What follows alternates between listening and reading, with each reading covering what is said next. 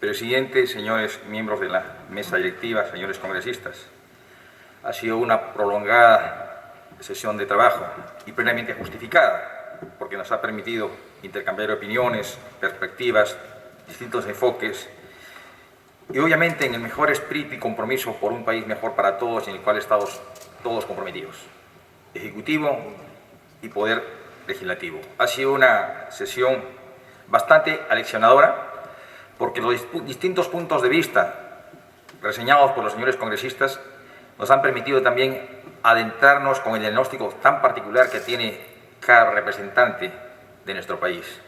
Y obviamente hacemos nuestras sus recomendaciones, sus sugerencias, sus percepciones del problema y también sus propuestas de solución. Yo quiero compartir finalmente algunos lineamientos. Escuchaba la participación final de la ministra Rocío Barrios.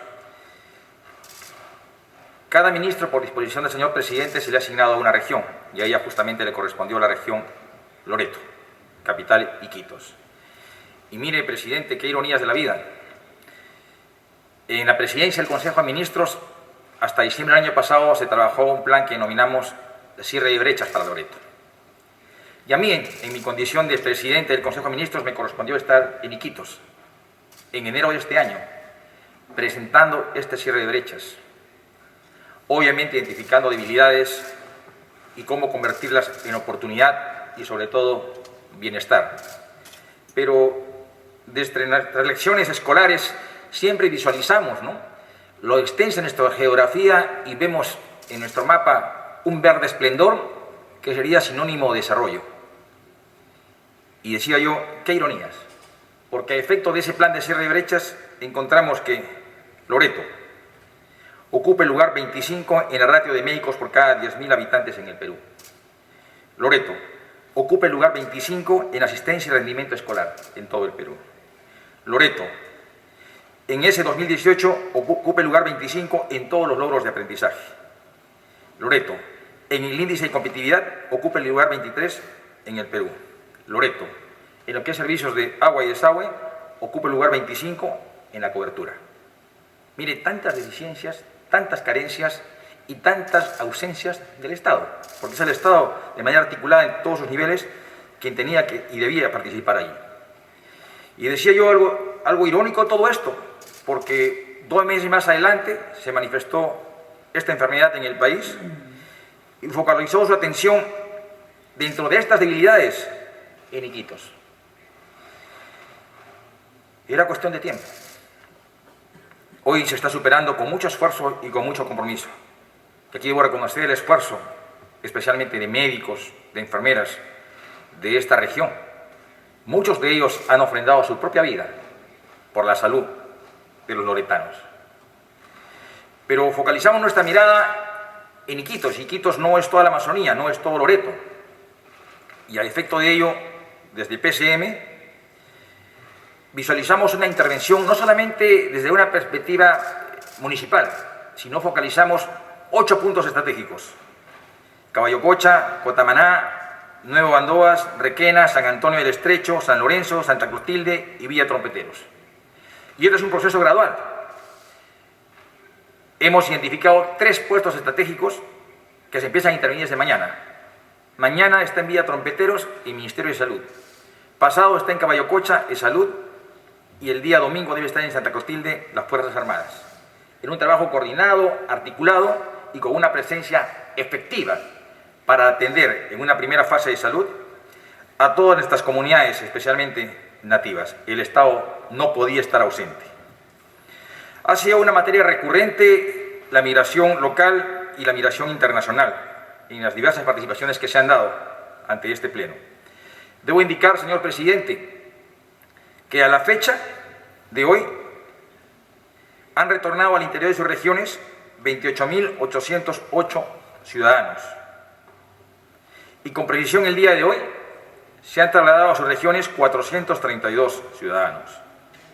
Y pendientes de un traslado registrados ante sus respectivos gobiernos regionales hay 10.820 personas. Y quiero incidir en 3 aspectos. Obviamente, la recomendación médica, ese es el aislamiento y la no movilización. Y tuvimos que flexibilizar las normas restrictivas, especialmente la movilización, incidiendo en 3 parámetros. Primero, la venia o autorización de los gobiernos regionales, porque las autoridades regionales eran quienes lideraban el proceso de contención y aislamiento. Lo segundo, que todo ciudadano que viajaba a las regiones tenía que pasar por una prueba rápida y, llegado a su lugar de origen, tenía que someterse a una cuarentena. En una primera fase, los gastos de esta cuarentena los asumía el gobierno regional y, posteriormente, el gobierno nacional. Pero lo más importante es que se daba prioridad en la atención a las personas que estaban en una condición de vulnerabilidad: adultos mayores, mujeres embarazadas, niños, niñas, etc. Y obviamente se auspiciaba un traslado ordenado, planificado y razonado. En algunos casos esto sobrepasó la propia capacidad que se había coordinado previamente con cada gobernador regional. En lo que respecta a los traslados internacionales, el señor canciller tuvo a bien proponer a un comité de crisis que instituimos en el Consejo de Ministros, y se libró una especie de empadronamiento en todos los consulados y embajadas del país. Y fueron cerca de 30.000 los empadronados. En una primera fase ya han retornado cerca de 15.000 peruanos. Hay un número importante todavía que está pendiente de retornar, y hemos planificado que en los próximos 3 meses se debe acudir a su retorno. Pero este retorno no es tan sencillo, porque tiene que pasar por un proceso de coordinación con cada gobierno. Cada estado ha determinado el cierre de sus fronteras aéreas. Entonces, es un proceso diplomático bastante engorroso, pero 2 parlamentarios lo han pedido, simplemente absolvemos lo que ya se viene haciendo. Tenemos la firme decisión de que estos peruanos, tan igual como está facilitando el retorno local, también retornen a nuestro país.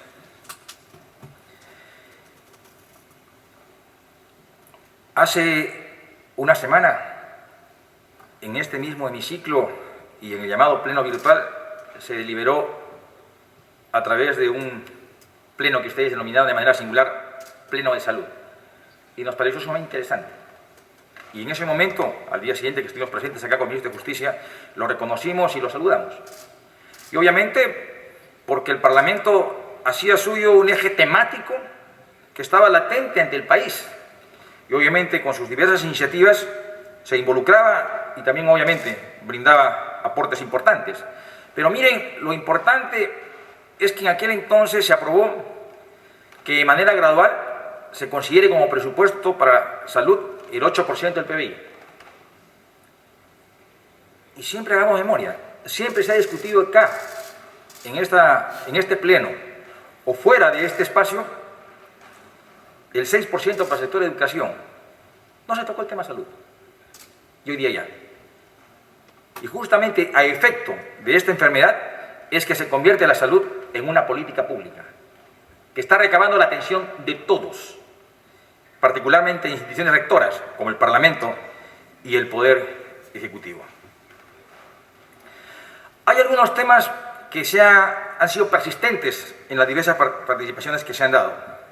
Los bonos, por ejemplo. Nos ponemos en el escenario A y B. A, no hay bonos.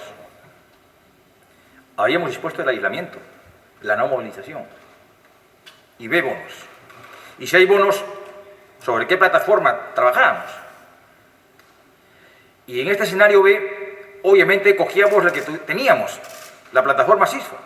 No había otra. Porque ponernos a trabajar una nueva plataforma toma su tiempo. Medio año, un año, no lo sé. Y sabíamos que tenía debilidades o falencias. Y a pesar de, era una posibilidad racional, con limitaciones seguramente, para llegar a los que se encontraban en pobreza y extrema pobreza. Es decir, en una situación de crisis como la que estamos compartiendo, tienen que tomarse decisiones. Y tomamos esa decisión, aún a sabiendas que tenía debilidades, porque era necesario colocar un recurso económico en las familias que menos recursos tienen, para poder sobrellevar estas delicadas situaciones restrictivas que se habían impuesto desde el gobierno central por el bienestar y la salud de todos los peruanos. El escenario A, el escenario más crítico, era sencillamente no hacer nada. Tenemos, y aún, problemas con la cobertura de camas hospitalarias y camas UCI. Con el tema de la adquisición de las pruebas moleculares, las pruebas rápidas, con el tema de medicación. Porque distintos gobiernos han dictado políticas restrictivas. El gobierno español inclusive ha dictado algunas medidas que le ha denominado requisas. Y es legítimo, hay que entenderlo. Está protegiendo sus recursos para el bienestar de sus ciudadanos. Y aún en ese contexto limitativo es que hemos estado acudiendo a cómo mejorar la cobertura de salud para nuestro país. Las medidas que se dieron como gobierno fueron dos. Una medida de contención social, el aislamiento, y otras medidas de carácter eminentemente de salud.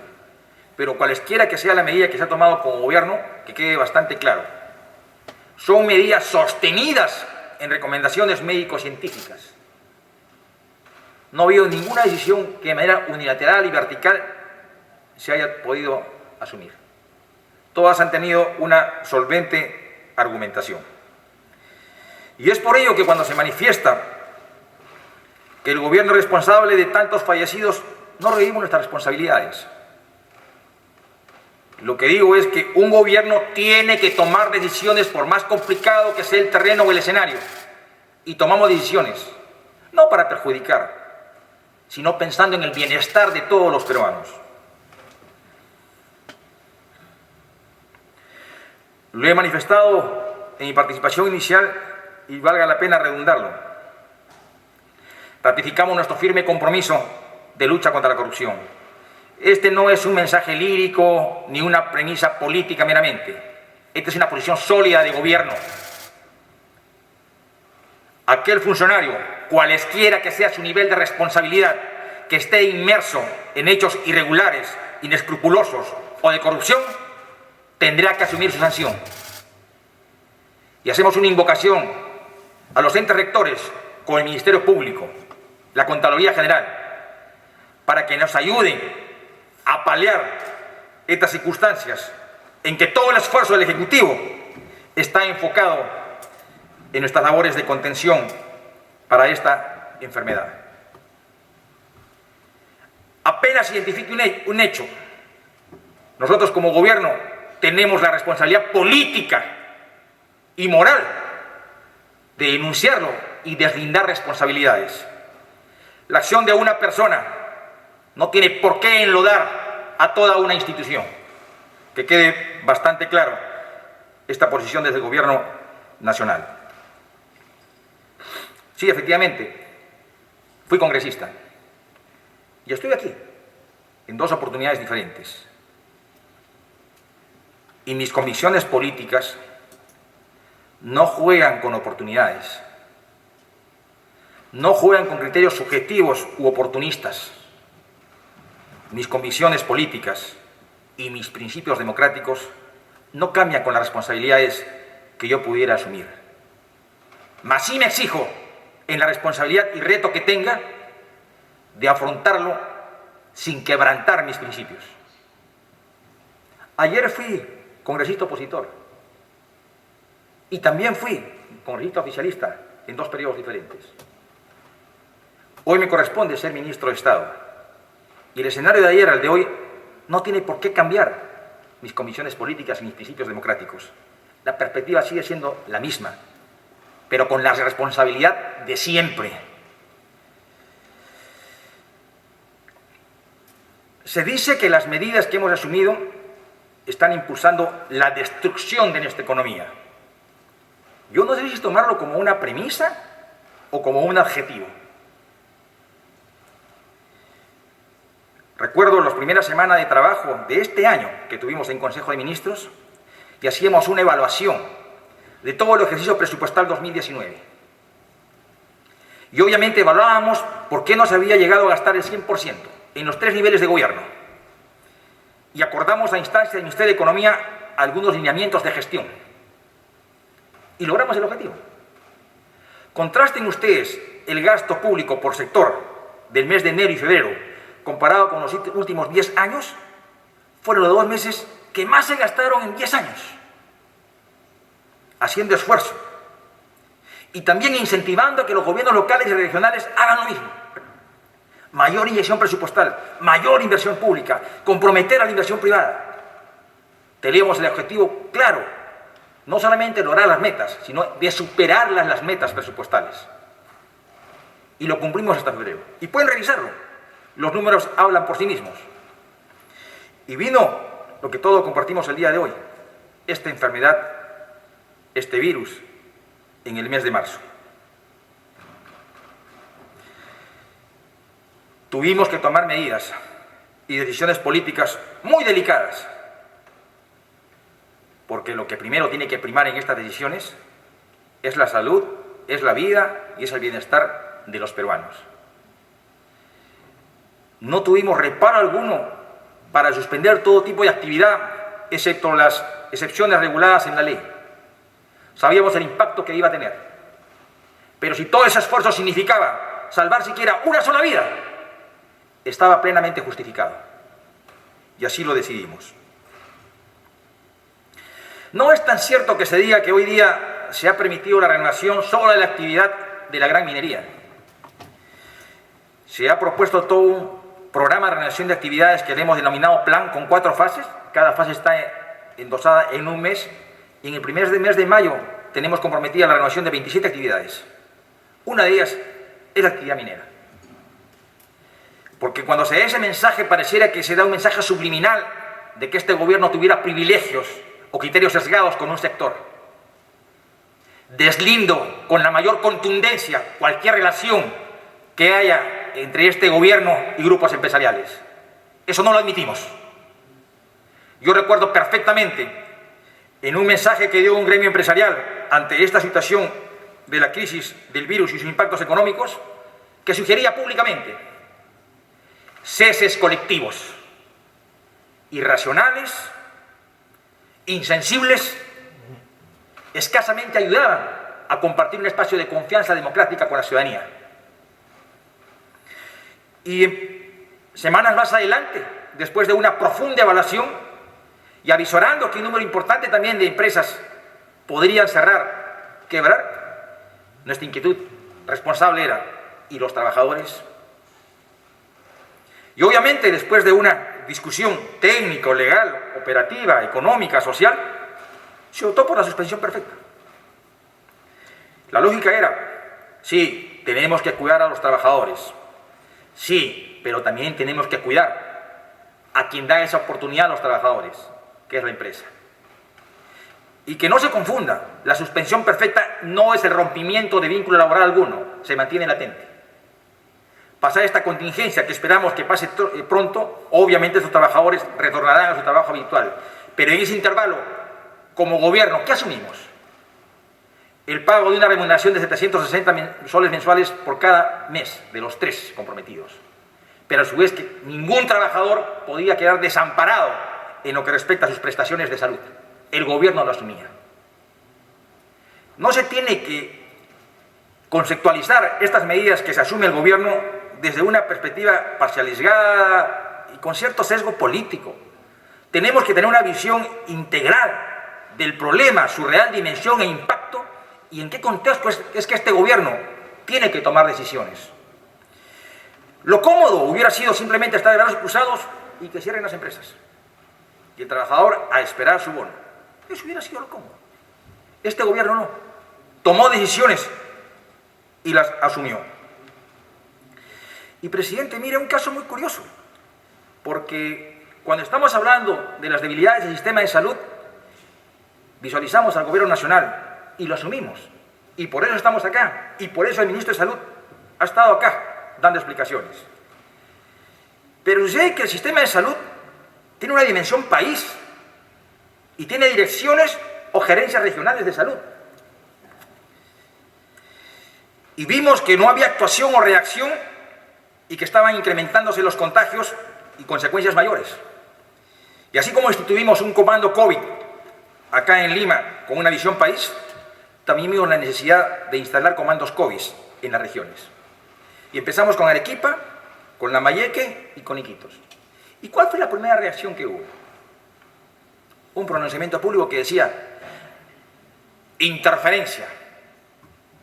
usurpación de funciones. ¿Qué estaba pasando? Pero acá hay un mensaje, porque alguien estaba reclamando competencias. Nos estaba diciendo, oye, Gobierno Nacional, no te metas, esta es mi competencia. Pues entonces que sea la oportunidad para aclararlo. Allí también los gobiernos regionales tienen competencia.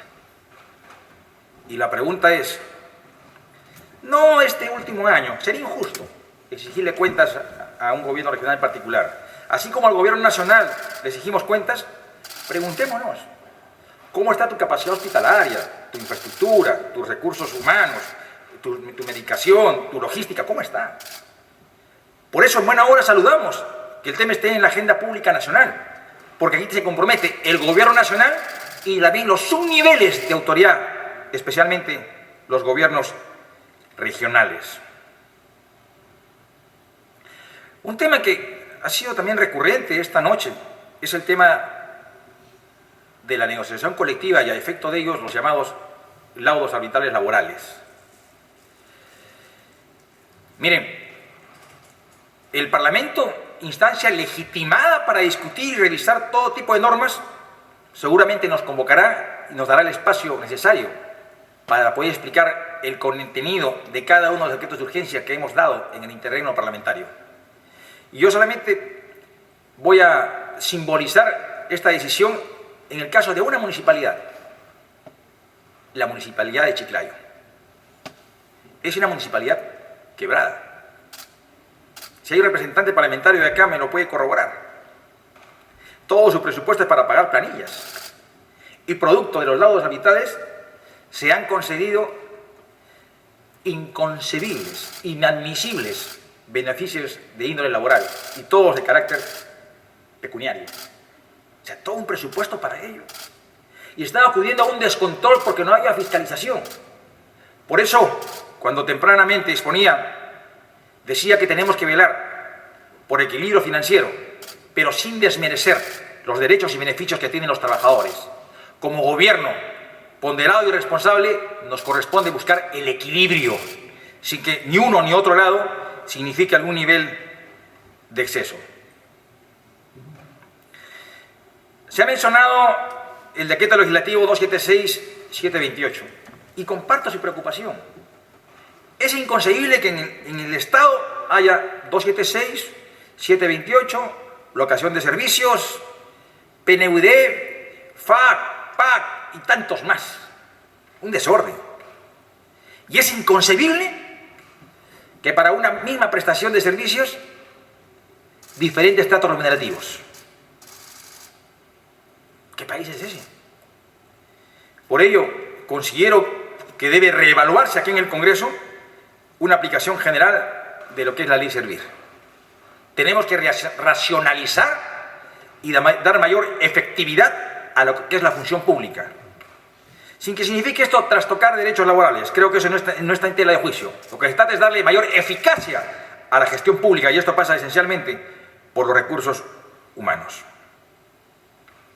Sí, caminamos por el país. El señor presidente de la Comisión Especial COVID nos acompañó hace 2 semanas a la ciudad de Iquitos. Este viernes, domingo se ha comprometido a acompañarnos a Piura. Y hemos estado el domingo en Arequipa. Y me da falta tiempo para decirle todos los días el recorrido que hace cada señor ministro. A sus regiones, a las ciudades asignadas, y tratando de reforzar una presencia articulada del gobierno nacional con los gobiernos locales, pero sobre todo atendiendo las contingencias que la demanda presente puede estar exigiendo como atención focalizada. Que no se ponga en tela de juicio que este no es un gobierno que camina. Y construimos país desde el interior hacia Lima, no al revés y como tradicionalmente se ha acudido a la toma de decisiones. Hace un momento un señor congresista manifestaba que se ha hackeado una página web respecto al bono familiar universal y que sería necesario que la ministra del ramo renuncie. Miren, hay que ser bastante cautos y prudentes con las informaciones que se den. En principio, quien es responsable de esta plataforma del bono familiar universal es la RENIEC.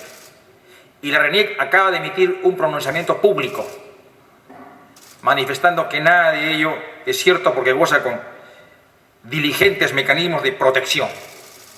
Ahí está, cójanla en las páginas web. Es un comunicado público que cabe sacar.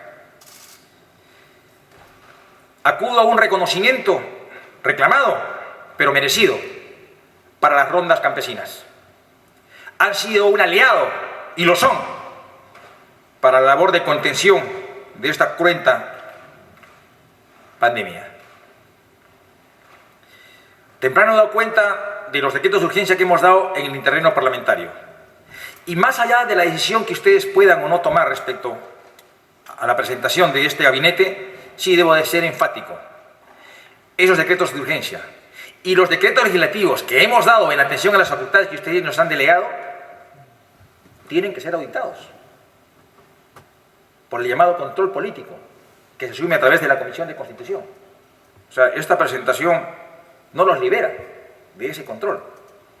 Este Parlamento no puede renunciar a sus potestades de fiscalización normativa. Se nos ha reclamado que por qué hay tanta celeridad para pedir delegación de facultades en el tema de desasinamiento de penales y no lo promulgamos. La autógrafa nos ha llegado el martes. Ayer le hemos aprobado y hoy día le hemos publicado. No nos ha llegado la semana pasada. O sea, más no podemos hacer. Se nos reclama de que están 4 días o 5 días que estamos con las autógrafas de materia de salud aprobadas, creo que son 4 aprobadas la semana pasada. Nos ha llegado ayer, por la mañana o el martes en la tarde. O sea, por favor, no usemos tampoco de los tiempos. Tenemos que ser bastante ágiles, sí, pero ponderación. O sea, nos ha llegado hace menos de 48 horas. Comparto con el señor vocero de Acción Popular, Otto Gigovich, si no me equivoco, este llamado que hace a un acuerdo nacional. Lo hacemos nuestro. Estas circunstancias críticas para nuestro país demandan un compromiso político de todos los actores, de un trabajo coordinado, articulado. Hoy más que nunca, la expresión consenso tiene que pasar a ser una realidad, donde todos los peruanos, con autoridad y sin autoridad, asumamos un rol de responsabilidades. Seamos protagonistas de la solución, pero mejor aún, seamos protagonistas de construir un solo inicio para un país diferente y mejor que todos añoramos.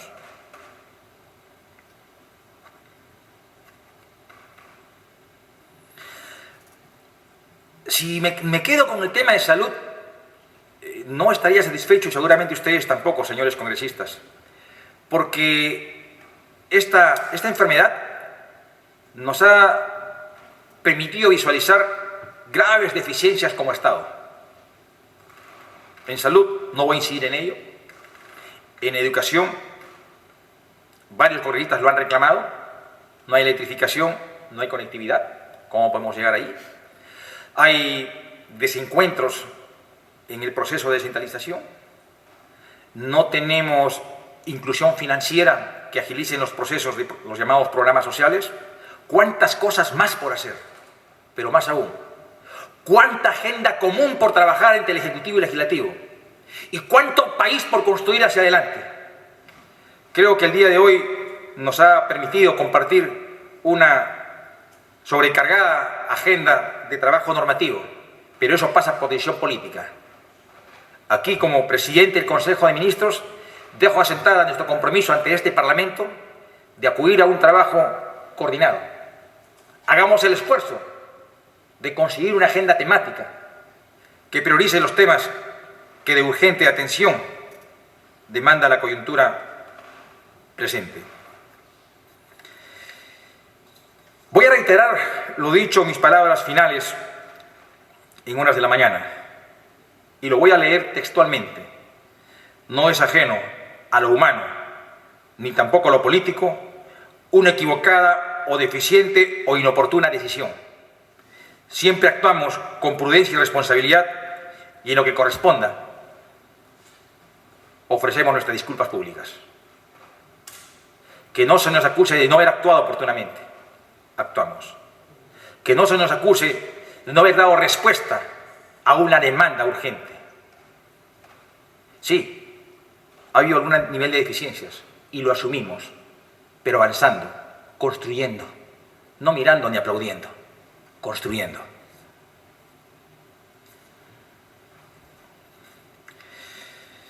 Presidente, en mis palabras finales, yo quiero agradecer en la persona de usted, como presidente del Congreso de la República, la oportunidad que se nos ha brindado esta larga jornada de trabajo, de permitir explicar todo lo que ha acontecido en el llamado interregno parlamentario y también los lineamientos generales de la política de gobierno. Creo que ha sido una oportunidad bastante apreciada desde esta perspectiva, que nos permite consistenciar de mejor manera nuestras políticas públicas en las cuales estamos todos comprometidos. No puedo hablar yo en términos excluyentes, porque acá todos tenemos que sentirnos de una u otra manera comprometidos, insisto en la expresión. Este país y nuestros ciudadanos reclaman un trabajo consensuado, de compromiso, de desprendimiento, pero pensando en el bienestar de todos los peruanos. En atención al marco normativo constitucional citado expresamente en el contenido de invitación que usted me ha elevado, señor presidente del Congreso, para participar de esta sesión solemne, y en consideración al expuesto en horas de la mañana, es que a nombre del Consejo de Ministros, que me honro en presidir, me permito plantear a este Congreso de la República un voto de confianza. He concluido, señor presidente. Gobierno del Perú. El Perú primero.